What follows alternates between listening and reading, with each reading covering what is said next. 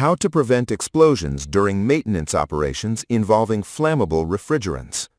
In 2017, a serious accident was investigated involving an incorrect maintenance procedure performed on an air conditioning system using R32 refrigerant. Welcome to episode number 1 of our safety series applied to the refrigeration and air conditioning industry. The case discussed today later became an important reference for understanding the risks associated with improper procedures during refrigerant recovery operations and provided deeper insight into one of the most dangerous phenomena that can occur inside a refrigeration compressor. The intervention began when a technician was called to service a unit that was experiencing poor cooling performance. However, the technician mistakenly decided to begin maintenance work immediately without even measuring the system pressure using manifold gauges. He also failed to check the electrical current consumption with a clamp meter and did not begin searching for possible refrigerant leaks. As part of the intervention, the technician immediately decided to perform an operation known as a pump down without using manifold gauges. Let us remember that the pump-down procedure is used to temporarily store most of the refrigerant inside the outdoor unit before carrying out certain maintenance, disassembly, or repair tasks. When performed correctly, this procedure is a common and safe practice within the refrigeration and air conditioning industry. During a normal pump-down operation, the compressor continues running while the service valves are manipulated to concentrate the refrigerant in the outdoor unit. To perform this procedure correctly, the technician must connect the manifold gauge set and start the system. Then, the liquid line service valve, which is connected to the smaller pipe, must be closed to prevent refrigerant from returning to the outdoor unit. At the same time, the technician must monitor the pressure indicated by the gauge.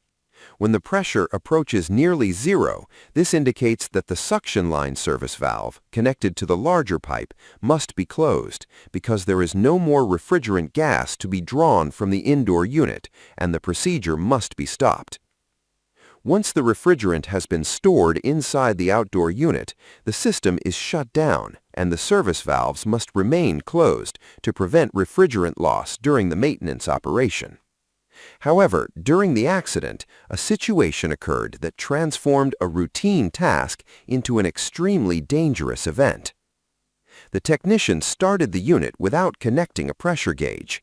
He then closed the service valve on the smaller pipe and attempted to determine the appropriate moment to close the larger valve based solely on intuition or the sound of the equipment.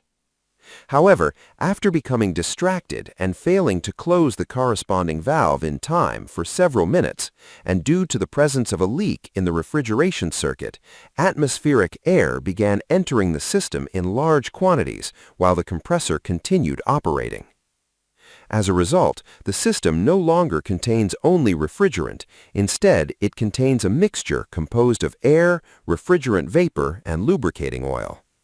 This combination is particularly dangerous because it brings together 3 essential elements capable of triggering a compression ignition phenomenon. It is important to understand that hermetic air conditioning compressors are not designed to compress large quantities of air. During normal operation, they compress refrigerant vapor, whose thermodynamic properties are very different from those of atmospheric air. When air invades the system, the internal operating conditions of the compressor change dramatically, and phenomena may develop for which the equipment was never designed. Without the operator realizing it, the compressor continued to draw in and compress this mixture for an extended period. As compression increased, both pressure and temperature inside the compressor rose rapidly. Investigators later determined that the phenomenon observed was similar to the operating principle of a diesel engine. Let us remember that in a diesel engine, a spark is not required to initiate combustion. The extreme compression of air generates temperatures so high that the fuel ignites spontaneously. A similar process can occur inside a compressor when an appropriate mixture of air, oil, and refrigerant is subjected to severe compression conditions. As the proportion of air increased inside the system, the temperature reached during compression became progressively higher. The lubricating oil began to heat up until it reached critical temperatures. The presence of oxygen contained in the air allowed spontaneous combustion by compression to occur. Studies demonstrated that lubricating oil plays a fundamental role in this phenomenon.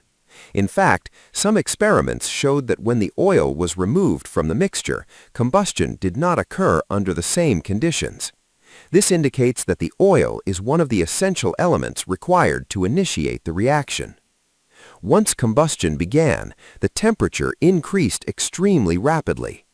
The refrigerant present in the mixture also participated in the chemical reactions generated by the combustion process, contributing to an even greater increase in internal pressure.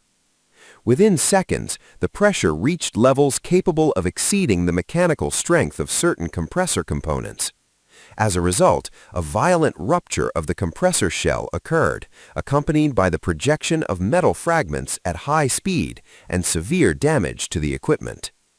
What is most surprising is that subsequent investigations demonstrated that this phenomenon does not depend exclusively on the flammability of the refrigerant being used. For many years, it was believed that the primary risk was associated only with flammable refrigerants such as R32. However, investigations later conducted by specialists from the University of Tokyo and Fukui University made it possible to experimentally reproduce this phenomenon and accurately understand the causes of the accident.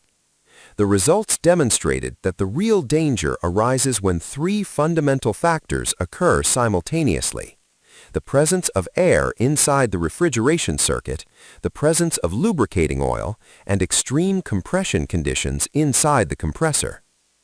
The researchers concluded that the so-called diesel-type combustion is one of the main causes of compressor explosions during improper refrigerant recovery procedures. This phenomenon can develop rapidly and without obvious warning signs to the technician performing the work. It is important to emphasize that thousands of pump-down operations are performed every day around the world without incident. Accidents occur when manufacturer procedures are not followed or when air is allowed to enter the refrigeration circuit. As a consequence of these findings, manufacturers, standardization organizations, and refrigeration specialists reinforce the importance of strictly following maintenance procedures. Special emphasis was placed on preventing air from entering the refrigeration circuit, correctly verifying valve positions during pump-down operations, using appropriate diagnostic instruments, and preventing the compressor from continuing to operate whenever there's a possibility of drawing atmospheric air into the system. This case became an important lesson for the entire HVAC industry. It demonstrated that an apparently simple operation can become a high-risk situation when the procedures established by manufacturers and safety standards are not rigorously followed. The principal lesson learned from these investigations is that many serious compressor accidents are not a direct consequence of the refrigerant itself, but rather of operational errors that allow dangerous conditions to develop inside the refrigeration circuit.